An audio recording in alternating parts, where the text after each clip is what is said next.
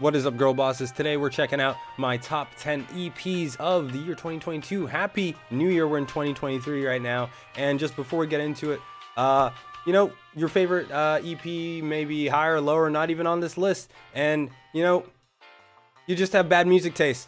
Starting us off in the number 10 position is Abbie Falls Ziz EP, Hell is Other People. Now, Abbie Falls, they're one of the bands that I started checking out first on this channel with their song, what was it? I believe it was No One's Above.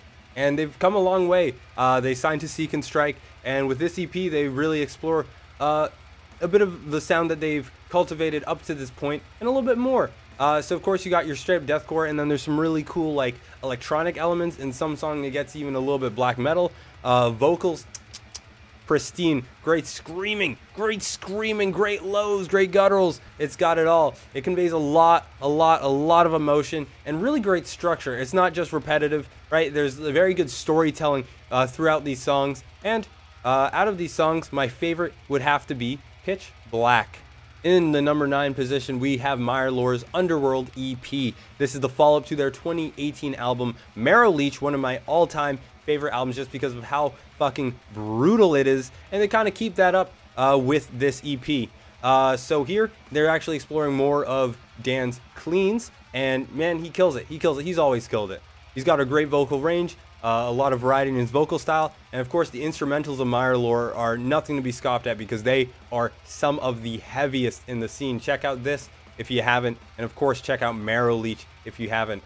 Off this album, my favorite tracks would have to probably be Sulfuric Nihility or Shadows Have Eyes. It is a really great album. They continue that trend of just being absolutely one of the most brutal bands in the scene. Now in the number 8 spot, we have The Seed of Self-Destruction from Allt. Now, Allt, they actually just signed to Century Media Records, so big things are coming, and congratulations to them, because that is a huge achievement, and absolutely deserved, because this EP slays, sisters, let me tell you. Very thal, really gets a lot of elements from Vildharta, from even a little bit of Humanity's Last Breath, just in terms of the way some of, like, the more electronic elements are done. Not to say that there's that many, but it's, fantastic album, a heavy album full of ambience, and I myself, a sucker for ambience, let me tell you. Favorite songs, honestly, all of them. I love The Seed, I love Paralyzed, I love The Deep Blue Silence, Severance, Vengeance. They're all great, and why it's so hard to choose just one particular is because they all bring something kind of new to the table, which is really great for an EP. Super diverse, and it just hits. They did a really fantastic job with this. Please check it out. Go support them. They absolutely deserve it, and I think this band is going to absolutely blow up. There are a lot of big things coming their way. Now in the number 7 spot, we have Under the Weight of Things I Couldn't Change from Distinguisher, and smoking on that Distinguisher pack because they broke up the day I checked out this EP on stream. I was like, man, these guys have a really promising future. Apparently not, because they broke up, which is really tragic, because this is some of the heaviest hardcore I've heard this year, and honestly in general. Really great stuff from them. Super bouncy, super groovy, lots of layers. I fucking love this shit. It is so good. Point Willow, By Design, Without End, Open Letter, Dying Light, Coffin of Pain. They are all absolutely fantastic. It's really hard to pick a favorite. Open Letter, though, does have Joe Bad from Fit for an Autopsy. I think gets points for that, but it's a fantastic EP, and it's just kind of tragic that they broke up like the day I checked them out. What's the deal with that? It's a really big bummer.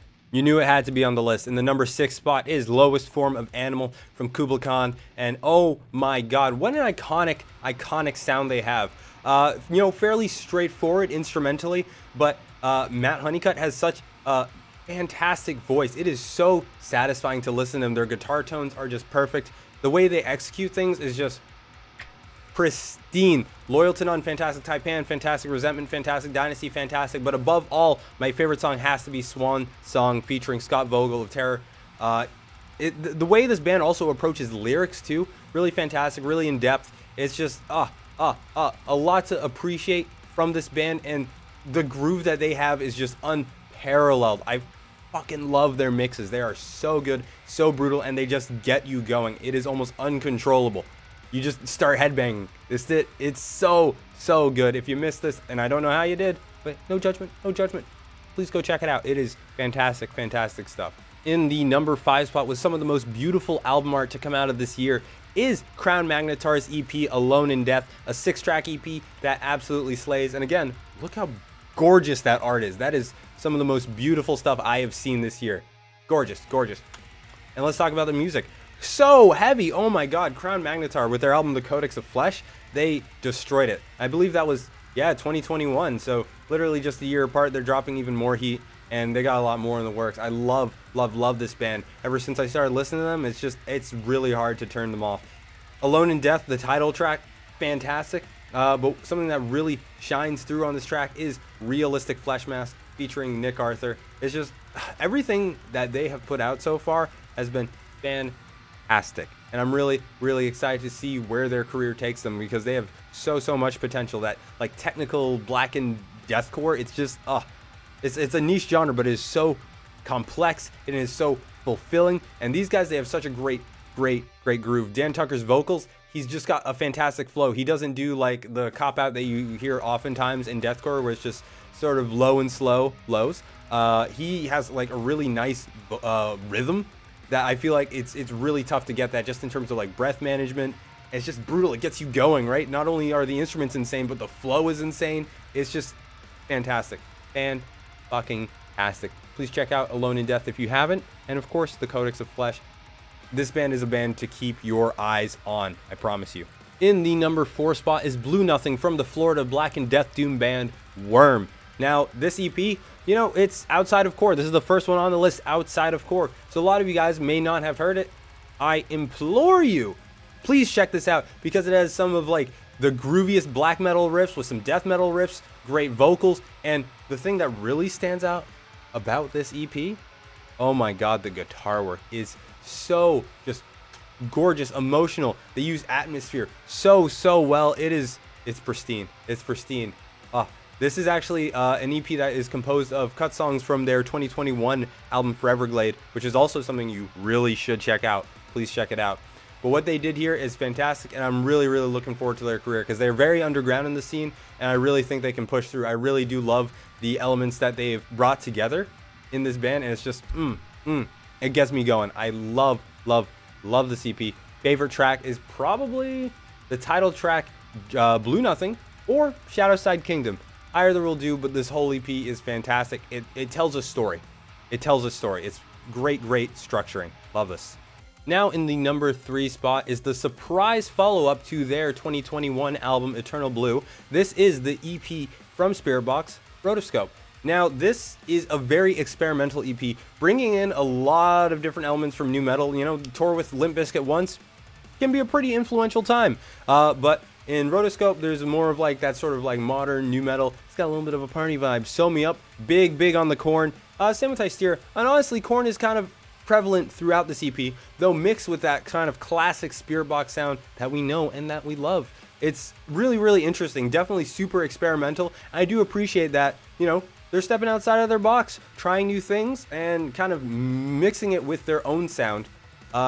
Really make it their own. And it's really good stuff. My favorite track off this is Sew Me Up, but of course, you know, we're at the number 3 spot. All of these tracks are bangers. Really cool stuff. And I'm excited to see what they do next, because, you know, Eternal Blue, it was pretty much in line with what Spiritbox has been doing. But, you know, Rotoscope a little more experimental. I'm curious, are they going to continue experimenting? Are they going to return to the roots? My guess is they're probably going to continue experimenting, and I can't wait to see where that takes their sound. Lots of really cool things have come out of Spiritbox, and I expect many more cool things to come out of Spiritbox in the future. Baby J's insane. It goes without saying. This is Dethmask Part 2 in the number 2 spot. And why Baby J's insane is because he released 23 songs this year with Tom Barber. Isn't that absolutely insane? He is such a hard worker, and I really respect the hustle, because not only is he putting out quantity, he's putting out quality. Every single song he puts out is very unique. It's a banger. And just as a whole, this project, Darko US, who sounds like Darko? No one. They've kind of created their own genre, and it's really impressive. Dethmask Part 2, you know, they dropped this on the second to last day of the year. They really just wanted to slither into these 2022 lists, and I mean, they succeeded. This is the number 2 spot. This was a fantastic EP. Really dropped last minute, kind of out of the blue. No singles leading up to it. So, you know, going into this, really had no idea what to expect other than the typical Darko craziness. And you know what we got? The typical Darko craziness. Really, really great stuff. Favorite tracks probably like Future Doom. The Fly and the Bee is also great. Hybrid Process, Numlock, Unmasked. I'm just going to list the whole the whole fucking EP because it's great stuff. Super groovy, super brutal. Compared to Oni, a lot less ambience, a lot less of that like synthwave stuff, and just more straightforward brutality. Honestly, kind of in line with Dethmask Part 1 and the sound they had going on there. Really, really great stuff. And the last track, Lone Exo, was part of that contest they ran a few months ago, I believe, where they had fans pretty much just submit and kind of like techie, synthwavy instrumental to sort of fit onto this EP. And even that was great. That sounded like a Darko track itself. It was really, really great what they did here as this year in general. And I think I have to say, just without a doubt, Baby J, he's the musician of the year. He worked so hard this year, and especially coming off of the Darko self-titled last year. I don't even know how he does it. He is so talented, especially because he's also active in Spite, who dropped an album this year. He's just on that grind. He's on that grind, and it's just so impressive to me that one guy can just be responsible for so much good music that came out in the world.